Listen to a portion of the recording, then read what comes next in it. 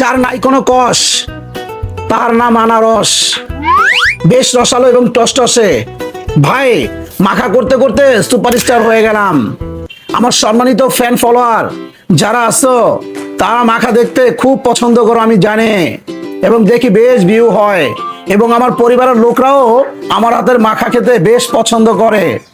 তাই আজকে নিয়ে নিলাম আনারস, এবং আমার সম্মানিত একজন ফলোয়ার আছে, তিনি বলছে ভাই আনারস মাখা করে দেখেন। তাই আজকে নিয়ে নিলাম এরকম সুঘ্রাণালা আনারস। তো চলো মাখা করি, দেখতে থাকো। দেখে যদি ভালো লাগে অবশ্যই লাইক কমেন্ট শেয়ার করতে থাকো। গাইস, আনারসগুলোকে এখন সুন্দর করে কেটে নিব, ছোট ছোট করে কিউব কিউব করে। এটা কিন্তু কোনো সাধারণ আনারস মাখা নয়, তোমরা একটু দেখতে থাকো। খুব এক্সট্রাঅর্ডিনারি হবে এবং খেতেও খুব ভালো লাগবে এবং দেখতে খুব লোভনীয় হবে। খালি একটু দেখতে থাকো, দেখে যদি ভালো লাগে অবশ্যই লাইক কমেন্ট শেয়ার করবা। এই যে প্রথমে দিয়ে দিলাম একটু তেঁতুল, টেঙ্গি টেঙ্গি ভাই বানার জন্য।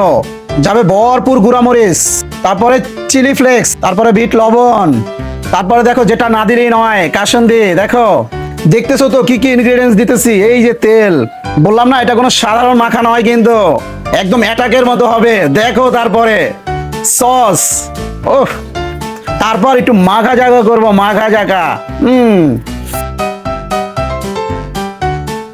দেখো দেখো, একবার দেখো, জিভে জল আসছে তো। তারপরে দেখো লাস্ট মোমেন্টে দেখো, যেটা না দিলেই নয়, অ্যাটাকের মতো কাজ করবে। আনারস অ্যাটাক বলতে কথা। বাস, এখন আবার একটু মাখা জাগা করব। মাখা জাগা শেষ, সোনার বাংলাদেশ, এখন খাওয়ার পালা। দেখো, ওহ কি বানাইলাম রে ভাই, বিসমিল্লাহ।